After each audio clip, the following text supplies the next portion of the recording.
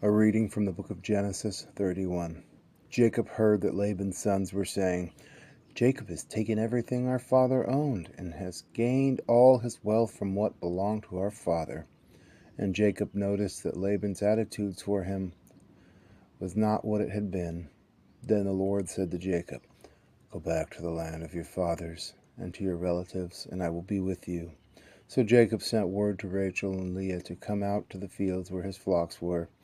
He said to them, "I see that your father's attitude towards me is not what it was before, but the God of my father has been with me.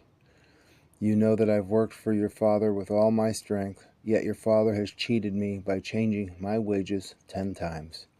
However, God has not allowed him to harm me.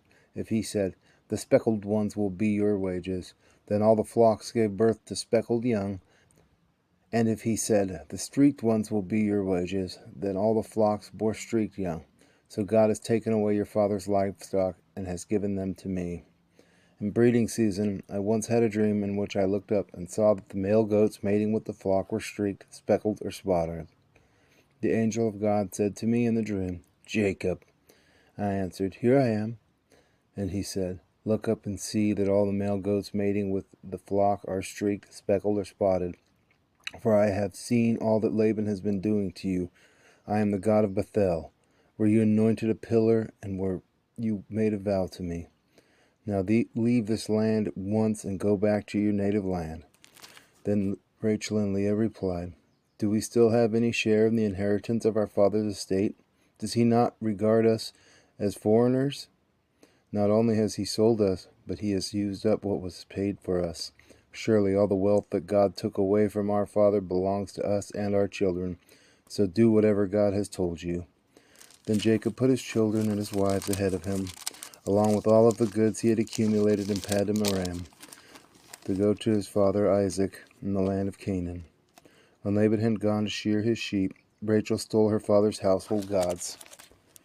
Moreover, Jacob deceived Laban the Aramean by not telling him he was running away. Still he fled with all he had, and crossing the river, he headed for the hill country of Gilead. On the 3rd day, Laban was told that Jacob had fled. Taking his relatives with him, he pursued Jacob for 7 days and caught up with him in the hill country of Gilead. Then God came to Laban the Aramean in a dream at night and said to him, 'Be careful not to say anything to Jacob, either good or bad.' Jacob had pitched his tent in the hill country of Gilead when Laban overtook him, and Laban and his relatives camped there too. Then Laban said to Jacob, 'What have you done? You've deceived me, and you've carried off my daughters like captives of war. Why did you run off secretly and deceive me? Why didn't you tell me, so I could send you away with joy and singing to the music of tambourines and harps? You didn't even let me kiss my grandchildren and my daughters goodbye. You have done a foolish thing. I have the power to harm you, but last night the God of your father said to me, 'Be careful not to say anything to Jacob, either good or bad.'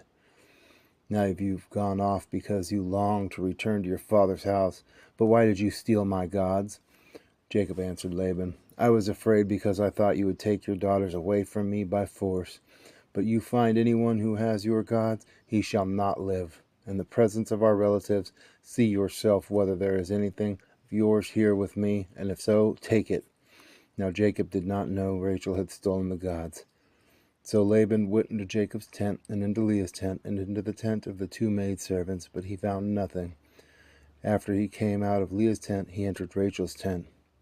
Now Rachel had taken the household gods and put them inside her camel's saddle and was sitting on them. Laban searched through everything in the tent, but found nothing.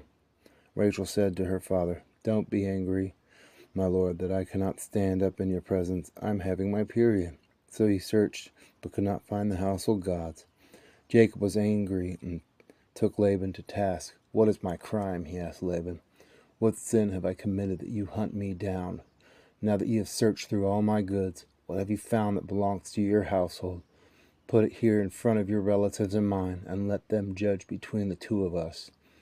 I have been with you for 20 years now. Your sheep and goats have not miscarried, nor have eaten rams from your flock. I did not bring you animals torn by wild beasts. I bore the loss myself, and you demanded payment from me for whatever was stolen by day or night. This was my situation. The heat consumed me in the daytime, and the cold at night, and sleep fled from my eyes.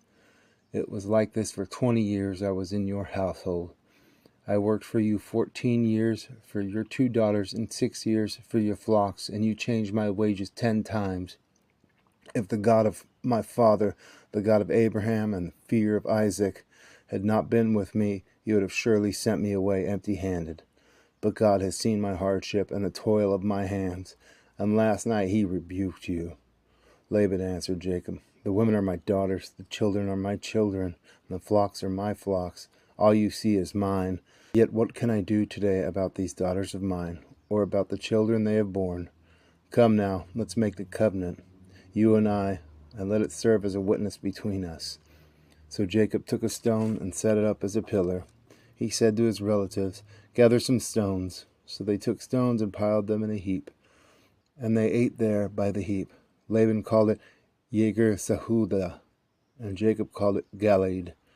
Laban said, this heap is a witness between you and me today. That is why it was called Galeed. It was also called Mizpah, because he said, may the Lord keep watch between you and me when we are away from each other. If you mistreat my daughters, or if you take any wives besides my daughters, even though no one is with us, remember that God is a witness between you and me. Laban also said to Jacob, here is this heap, and here is this pillar I have set up between you and me. This heap is a witness, and this pillar is a witness, that I will not go past this heap or to your side to harm you, and that you will not go past this heap and pillar to my side to harm me.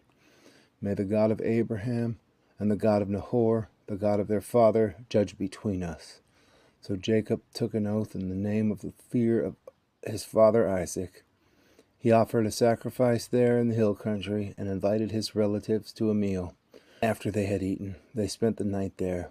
Early the next morning, Laban kissed his grandchildren and his daughters and blessed them. Then he left and returned home. O Lord in heaven, thank you for your blessing. Thank you for speaking to us any way that you reach out to us. Reach out to your lost children now. We need your guidance. In your holy name, Lord. Amen.